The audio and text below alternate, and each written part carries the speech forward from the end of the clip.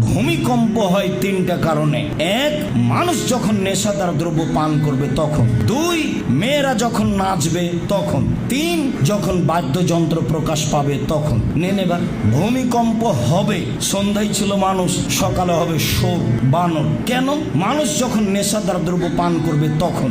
দুই, মেয়েরা যখন নাচবে তখন। তিন, মানুষ যখন বাদ্যযন্ত্র ব্যবহার করবে তখন। সব দোকানে বাজনা বাজে, সব মোবাইলে বাজনা বাজে, সব ঘরে বাজনা বাজে, সব মোবাইলে মেয়ে নাচে, সব দোকানে বাজনা বাজে, মেয়ে নাচে, সব বাড়িতে মেয়ে নাচে। ওখানে তুমি দেখছো, এখানে তোমার বোন দেখে, ওই ঘরে তোমার মা দেখে, এই ঘরে তোমার বাপ দেখে। এই বাড়িটা হচ্ছে বন্যা, জেনার বন্যা, জেনাই সয়লাবে বাড়ি। কি বুঝাতে চাচ্ছ?